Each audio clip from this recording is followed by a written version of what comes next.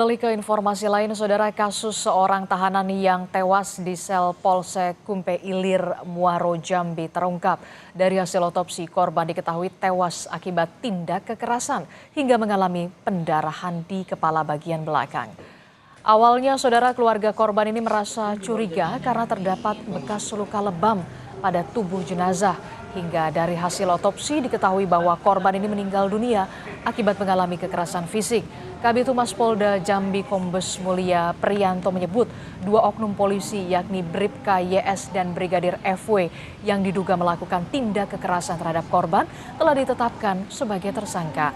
Pihak keluarga korban melalui kuasa hukumnya berharap pelaku mendapatkan hukuman yang setimpal. Kedua orang oknum tersebut, ya, yang pertama kita akan proses secara kode etik. Kode etik tadi disampaikan oleh Pak Direskrimum. Sekarang mereka ditahan terkait dengan kode etik, ya, ditahan oleh Bid Propam Polda Jambi. Ya, kedua sudah ditetapkan sebagai tersangka juga, itu terkait dengan tindak pidana umumnya. Kita melihat fakta-fakta bahwa fakta berdasarkan hasil otopsi benar terjadinya adanya kekerasan.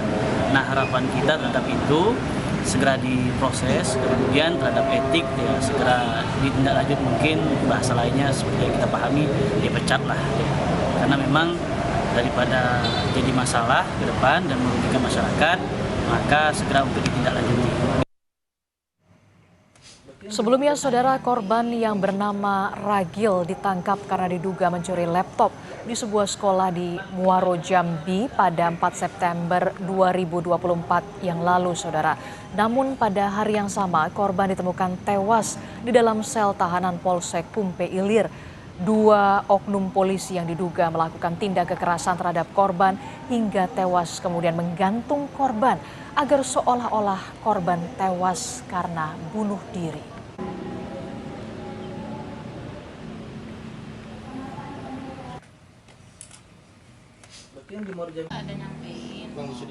Informasi selengkapnya, saudara, kita bergabung dengan jurnalis Kompas TV Ratna Sari di Jambi. Ratna, jadi bagaimana kelanjutan proses hukum terhadap dua oknum polisi yang melakukan kekerasan terhadap korban setelah ditetapkan sebagai tersangka?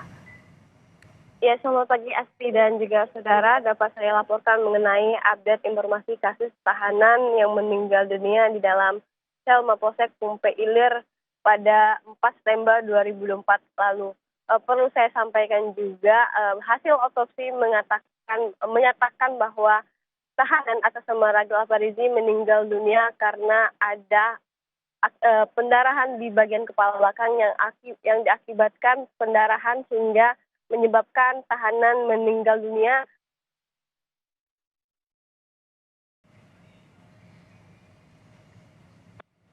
Anggota oknum kepolisian. Sebelumnya juga bisa saya sampaikan bahwa pada 4 September 2024 lalu Jambi dihebohkan dengan kasus seorang tahanan meninggal dunia di dalam sel Mapolsek Kumpe Ilir. Kejadian ini terjadi pada 4 September 2024 lalu pada Rabu malam. Menurut informasi dari keluarga, Ragil ditangkap oleh dua oknum kepolisian tanpa ada surat perintah penangkapan, dan oknum polisi tersebut langsung membawa Ragil ke Polsek untuk dilakukan penahanan. 2 jam kemudian keluarga mendapatkan kabar bahwa Ragil telah meninggal dunia di dalam sel dengan keadaan gantung diri. Keluarga yang merasa janggal akhirnya membawa jenazah Ragil ke rumah sakit untuk dilakukan otopsi. 20 hari pasca kematian Ragil, pihak kepolisian Polda Jambi baru memberikan keterangan resmi terkait dengan hasil otopsi tersebut.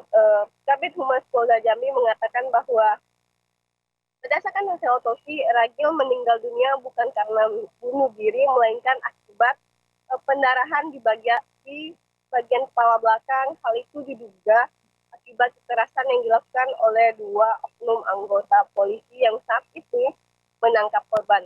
Perlu juga saya sampaikan kembali, pasca kejadian tersebut, dua oknum polisi yang menangkap korban ini sempat melarikan diri, namun berhasil ditangkap dan diamankan. Dan saat ini juga dua oknum tersebut sudah diamankan di Propam Polda Jambi di ruangan khusus. Dan selanjutnya untuk proses hukum kedua oknum polisi ini, Polda Jambi bakal segera menggelar sidang etik terkait dengan perbuatan para dua oknum ini. Dan kedua oknum anggota kepolisian ini dijerat terkait pembunuhan dan perampasan hak kewajiban seseorang sebagaimana dalam rumusan pasal 338 subsidiar pasal 351 subsidiar pasal 33 KUHP pidana kembali ke studi.